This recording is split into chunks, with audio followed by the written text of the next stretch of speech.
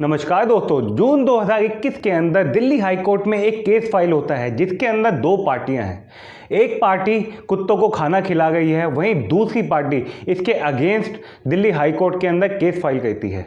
उसका ये कहना है कि कुत्तों को खाना खिलाने के चक्कर में उसके जो रास्ते में हिंड्रेंस पैदा होती है, उसको आने जाने में तकलीफ होती है और वहीं इस फीडिंग की वजह से उसके घर के आसपास गंदगी भी काफ़ी फैल जाती है। इस केस की सुनवाई करते वक्त दिल्ली हाई कोर्ट में सिंगल बेंच के जज जस्टिस J.R. मिड्डा कैटेगोरिकली कहते हैं कि एनिमल्स को भी खाना खाने का अधिकार है और वहीं इंसानों को भी एनिमल्स को खाना देने का अधिकार है। एनिमल्स के साथ भी कंपैशन के साथ, डिग्निटी के साथ, रिस्पेक्ट के साथ ट्रीट करना चाहिए। और वहीं वो एनिमल वेलफेयर बोर्ड को ये सजेस्ट भी करते हैं कि वो सोसाइटीज़ के अंदर, लोकेलिटीज़ के अंदर कुछ ऐसी पर्टिकुलर एरिया डेजिग्नेट करे जहाँ पर लोग आएँ और ये जो कम्युनिटी डॉग्स हैं उनको फीड कर सकें। और ये फैसला सुनाते वक्त जस्टिस J.R. मिड्डा ये भी कहते हैं कि जब लोग जानवरों को फीड कर रहे होते हैं तो उनको भी इस चीज़ का ख्याल रखना चाहिए कि किसी के रास्ते में हिंड्रेंस ना आए, किसी को कोई दिक्कत परेशानी महसूस ना हो। और वहीं दूसरा पक्ष इस मामले के खिलाफ सुप्रीम कोर्ट के अंदर जाता है। दोस्तों, शुरुआत के अंदर सुप्रीम कोर्ट इस मामले के ऊपर स्टे लगाता है, लेकिन अल्टीमेटली वो भी जो दिल्ली हाई कोर्ट ने फैसला दिया था उसी के ऊपर मोहर लगाता है।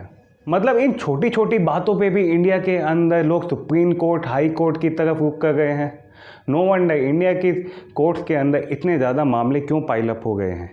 और दोस्तों, इससे एक चीज़ और पता लगती है किस तरीके से इंडिया के अंदर क्या कहें, पूरी दुनिया के अंदर एनिमल्स के लिए कंपैशन कम होता जा रहा है। कितना खा लेंगे स्ट्रीट डॉग्स और कितनी ही गंदगी कर लेंगे स्ट्रीट डॉग्स, ये मेरी समझ से तो परे है। लेकिन दोस्तों, एक चीज़ और है, ये स्ट्रीट डॉग्स होते हैं जो हमारी सोसाइटीज़ के अंदर, हमारी सोसाइटी के अंदर जो छोटी मोटी होने वाली चोरी की वारदातें हैं उनको भी रोक देते हैं। इस वीडियो के अंदर हम अपने देश के अंदर एनिमल राइट्स से जुड़े हुए कानूनों की बात करेंगे।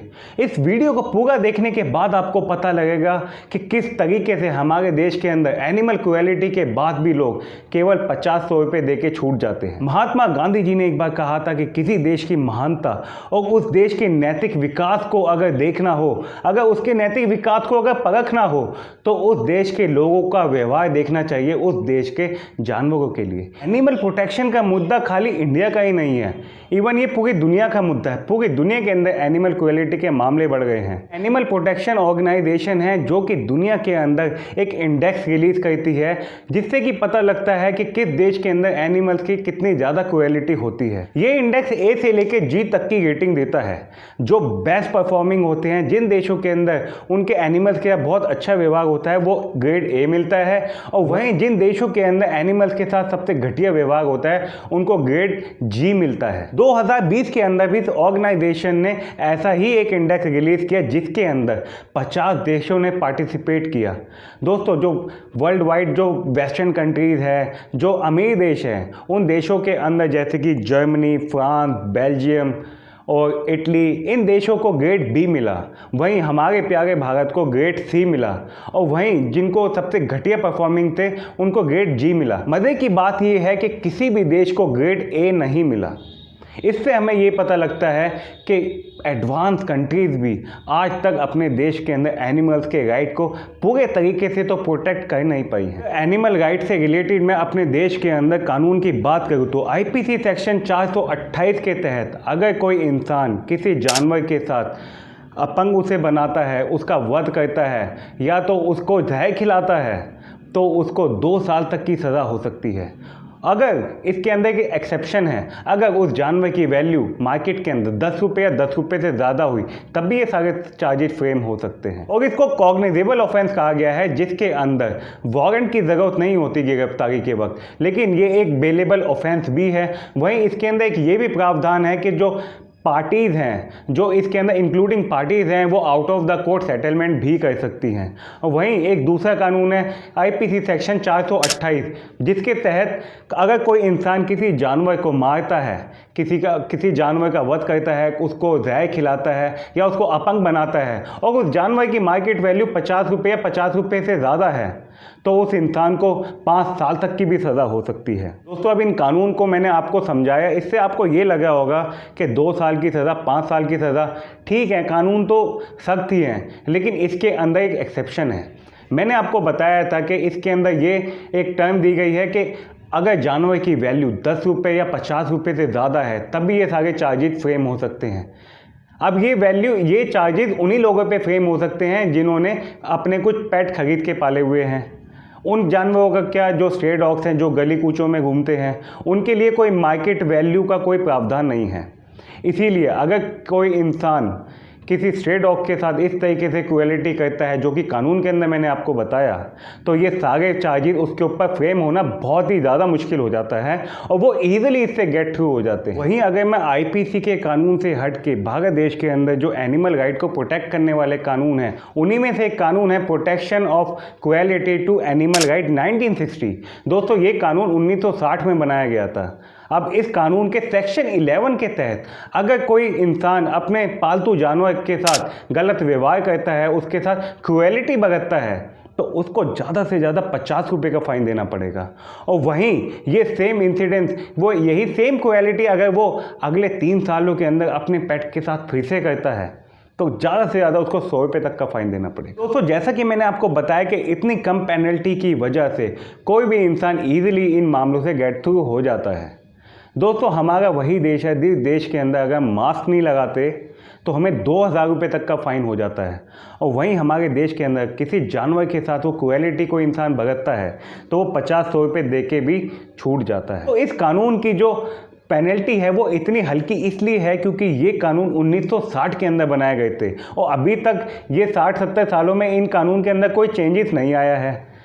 हमारे देश के अंदर जब हमारा देश नया नया आज़ाद हुआ था तो उस समय का पेट्रोल प्राइस 25 से 30 पैसे पर लीटर हुआ करता था। आज कितना है? ऑन एन एवरेज अगर लगाएं तो 100 रुपया लीटर तो हर राज्य के अंदर है ही है। कितने की बढ़ोतरी हो गई इन 70 सालों के अंदर? 333 गुना की बढ़ोतरी हो गई। लेकिन ये जो एनिमल प्रोटेक्शन है, इसके अंदर कोई जो पेनल्टी है वो आज भी वैसी की वैसी है। इसी वजह से लोग ये एनिमल के साथ क्रुएलिटी करते हैं और इजीली इससे बच भी जाते हैं। तो जैसे कि कहा गया है कि 5 उंगलियां बराबर नहीं होती, उसी तरीके से हर इंसान एक जैसा भी नहीं होता। कुछ इंसान जो एनिमल्स के साथ क्रुएलिटी करते हैं, आपने अलग अलग वीडियोस के माध्यम से देखा होगा। सोशल मीडिया पे कुछ ऐसी सारी वीडियो सर्कुलेट होती हैं जिसके अंदर समझ नहीं आता कि जानवर कौन है, इंसान जानवर है या डॉग जानवर है या कोई भी एनिमल जानवर है। ज़्यादातर उन क्रुएलिटी के अंदर यही लगता है कि इंसान ज़्यादा बड़ा जानवर है। दोस्तों, कुछ ऐसे लोग भी हैं जो सेल्फलेसली इन जानवरों के साथ, इन स्ट्रे डॉग्स के लिए काम करते हैं। उनमें से काफ़ी सारे आपने देखा होगा एनजीओज खुले हुए हैं जो लॉकडाउन के अंदर जो स्ट्रे डॉग्स थे उनको फीड किया करते थे। उनमें से कुछ लोगों को मैं भी जानता हूं, जैसे विपिन और उसके फ्रेंड्स। जब सब लोग अपने घरों के अंदर लॉक हुए पड़े थे तब ये लोग अपनी जान की परवाह ना करते हुए, कोविड जब पीक पे चल रहा था उस समय ये लोग अपनी पॉकेट मनी से जानवरों के लिए खाना बनाते थे और स्ट्रे डॉग्स को अलग अलग लोकेलिटी में जाकर खिलाते थे। और इनके साथ कुछ और लोग भी हैं, जैसे कि एक वेटनरी डॉक्टर हैं, डॉक्टर विकास।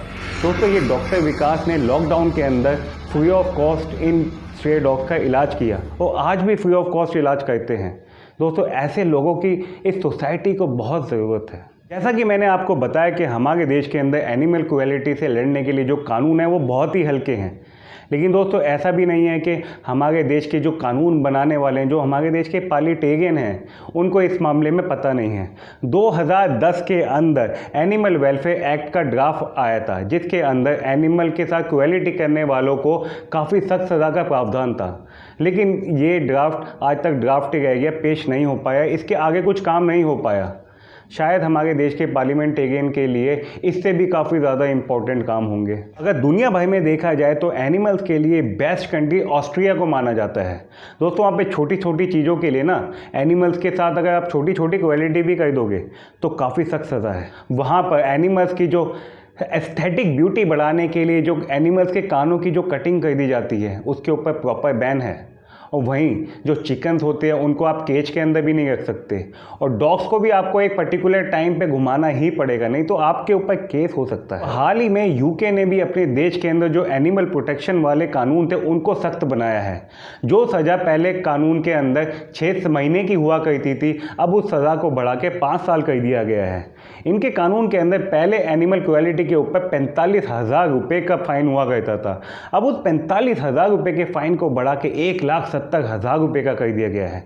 दोस्तों, इससे ये भी देखा गया है कि इन देशों के अंदर एनिमल क्रुएल्टी के मामले में काफ़ी कमी आई है। यही सही टाइम है हमारे देश के अंदर भी ये जो कानून है एनिमल प्रोटेक्शन राइट को लेके, इनको सख्त बनाना चाहिए। हमारे देश के अंदर भी एनिमल क्रुएल्टी बढ़ती जा रही है। इसको रोकने के लिए हमें भी यूके की तरह सज़ा को काफ़ी ज़्यादा बढ़ा देना चाहिए। पेनल्टी को, जो मॉनेटरी पेनल्टी है, उसको काफ़ी ज़्यादा बढ़ा देना चाहिए, ताकि लोगों को लगे कि हाँ भाई, अब वो अगर क्राइम करने में 10 बार सोचें।